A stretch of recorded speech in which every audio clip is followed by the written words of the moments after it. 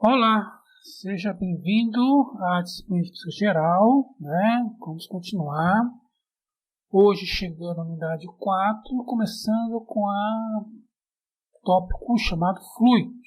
Então, nós estamos na unidade 4, Física Geral, do curso de Licenciatura em Química, modelo de educação à distância, do campus Monte Castelo. O que são fluidos, então? Né? O que são fluidos? Fluidos são líquidos e gases, né? Então, por exemplo, nós temos aqui, passando com o mouse, um recipiente que tem um corpo e várias setas aqui aplicadas nesse corpo, chegando nesse corpo. Quer dizer o quê? Várias, em cada posição deste corpo, existe uma pressão sendo admitida, acontecendo. Esses líquidos e gases, que são os fluidos, eles, principalmente os líquidos, como sob a ação da gravidade. Como é que diferencia um líquido de um sólido de um gás? A nível macroscópico, a gente sabe que o sólido tem uma forma geométrica. É um retângulo lá, é oca, é esférica, enfim. O líquido não. O líquido ele vai assumir a forma do recipiente. É a mesma coisa que o gás, né? Só que o líquido, ele escoa devido à ação da gravidade. Então, por isso que ele preenche principalmente as regiões mais baixas possíveis, né? Ou seja, é por isso que é necessário haver uma barreira ou uma parede para impedir que o líquido escorra para posições mais inferiores. Se não houver essa barreira, ele não tem como, certo? Na inexistência da barreira, não tem como parar, né? Então, havendo a barreira, ele fica mantido naquela situação, né? A barreira imposta, ela vai fazer o quê? Ela vai conter o líquido naquela posição. E aqui nós temos, por exemplo, no caso, entrando mais no aspecto de pressão, nós vamos ter, então, que nós temos uma prensa, por exemplo, uma força aplicada em uma determinada área, que é essa parte vermelha, certo? Nós sabemos que densidade é massa ou volume, pressão é força sobre área, e daí a gente pode facilmente chegar que se eu tiver uma secção infinitesimal do corpo, uma área infinitesimal, e uma força infinitesimal, ela tem então uma pressão que é constante, que ela vai ser o quê? Ela vai ser dF sobre dA. Então, dF vai ser igual a P vezes dA. Acontece que a pressão também varia com a profundidade ou com a distância que ele se coloca além do fundo ou da superfície. Vejamos o exemplo. Nós temos aqui um líquido e eu peguei uma secção qualquer, no caso retangular, certo? Deste líquido e separei ele. E disse, olha, nós vamos pensar o seguinte, na parte de baixo existe uma pressão, uma seta apontada para cima, e na parte de cima, a seta apontada para baixo. Por que aqui para baixo e aqui para cima? Porque, primeiro, vamos pensar, o líquido, que eu falei agora há pouco, ele escoa de cima para baixo. Então, beleza, então ele vai, a pressão é maior na parte de baixo, certo? Então, por isso que a seta é maior aqui na parte de baixo do que a seta na parte de cima, certo? Então, qual é a força resultante? É a força que está embaixo, que é a maior, e a força que está em cima. Fazendo as contas, nós vamos chegar nesta equação aqui, que diz que a pressão é igual à pressão atmosférica mais a densidade do líquido em que o corpo está, a sua gravidade e o H. Esse H aqui, o que é? É a diferença de nível. O que é esse nível, professor? É nada mais, nada menos do que qual a distância entre as posições superior e inferior. certo? Então, por exemplo, se eu tomar como sendo o seguinte, professor, onde é mais a pressão é maior? Em cima ou embaixo? No fundo do oceano ou na superfície?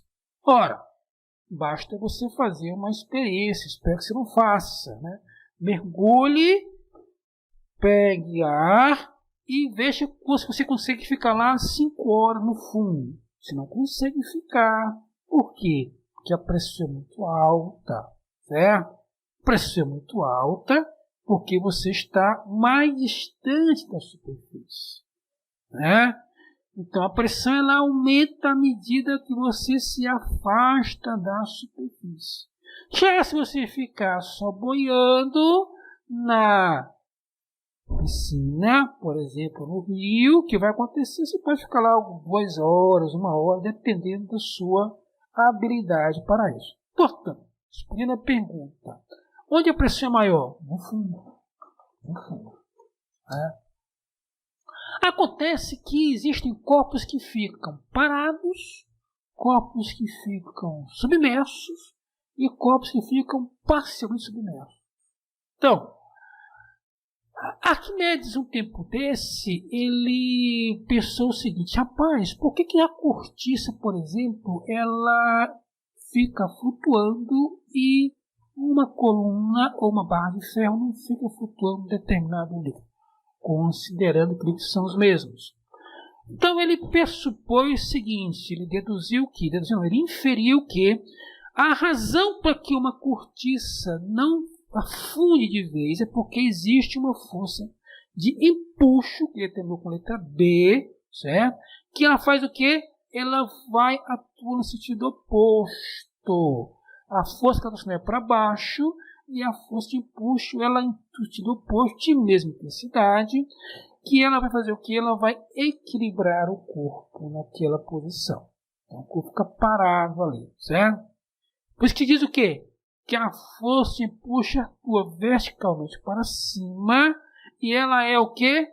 Sempre igual ao peso do deslocado. Ou seja, quanto ele deslocou, ou seja, e a massa vezes a gravidade. Certo? Eu estava falando agora há pouco, existem corpos que ficam totalmente submersos e com equilíbrio estático. Para os que ficam submersos, nós temos que são menos densos e os que são mais densos que o fluido. Ou seja, os que tendem a ficar na parte lá embaixo, eles ficam na parte de cima. O que vai acontecer? Nós vamos ter então, quando essa aqui vai ser a equação, quando nós tivermos um corpo totalmente submerso, né? O empuxo menos a força gravitacional é igual à densidade do fluido menos a densidade do líquido deslocado, vezes a velocidade, o volume, na verdade, do corpo, vezes a sua gravidade. A gravidade acima da gravidade. Então, nós vamos ter o quê? Essa situação aqui. O corpo vai tender a subir. Por que tende a subir? Porque ele é muito leve. Então, se ele é muito leve, o que acontece? A força gravitacional é baixa, pequena, e o empuxo é grande. Quando ele é muito pesado, a gravitacional é muito maior, então o corpo vai tender a descer. E quando o corpo está simplesmente boiando ou em equilíbrio estático, como a gente fala, é porque o empuxo é igual à força gravitacional. Tá? E quando tiver então um líquido estiver fluindo, em movimento, lá estava tudo parado, quando for uma tubulação, tudo em movimento, nós vamos ter que pensar no que a gente chama de uma tubulação como esta. Vamos imaginar que elas têm áreas em vermelho, observe que aqui é muito mais estreito, na área 1, e na área 2 ele é mais largo, então a área 2 é maior. Então observe o que vai acontecer, então preste atenção. Na área 1 o líquido vai passar por aqui, quando chegar na área 2 ele vai abrir e vai fazer o que? Vai mudar consequentemente a velocidade. Né? Então a gente faz algumas deduções para saber o que? Ora, considerando que o líquido ele o cano não tem nenhum sorvedor, não tem nenhum furo, não tem nada, rachadura, o líquido possa vazar, ponto de vazamento. Então a quantidade que entra no lado 1, sai no lado 2. Então, ΔM2 é igual a ΔM1. Depois de várias deduções que estão no slide, você pode tranquilamente acompanhar no seu livro, inclusive, você vai chegar à seguinte expressão. Entre os pontos 1 e 2, a densidade do líquido 1 vezes a área do líquido da seção 1 vezes o volume, velocidade da seção 1, e que passa é igual a densidade do líquido 2 vezes a área da secção 2 e vezes o volume, velocidade da secção que passa a seção 2. Como as densidades são iguais, o líquido é um só, certo? Então podemos dizer o quê? Que A1V1 é igual a A2V2, certo? O certo é que esta equação é chamada equação da continuidade, particularmente fluidos. Né? Outrora, existe uma equação que leva em conta a diferença de posição antes de se ocorrer. Isso é muito útil, porque em certos momentos você precisa desviar a tubulação de água, porque existe por exemplo, uma casa, uma torre de energia ali por perto. Né? Então você precisa procurar um caminho mais fácil. Nesse desvio está envolvido o quê? Uma tubulação. A tubulação vai desviar. Quer dizer o quê? Vai fazer o quê? Vai haver uma elevação ou um abaixamento do cano. Quando há esse abaixamento do cano, o que vai acontecer? Vai acontecer uma diferença de nível. Então temos aqui, essa secção é Y1 e essa secção é distância Y2. O cano é o mesmo, mas ele passa, nesse cano está uma certa altura do chão, esse outro está outra altura do chão. Considerando que o que entra é o que sai, como a lei da conservação de energia, já temos essa equação da continuidade, já chegamos lá, e de lá nós vamos chegar a seguinte detalhe importante, que o trabalho realizado para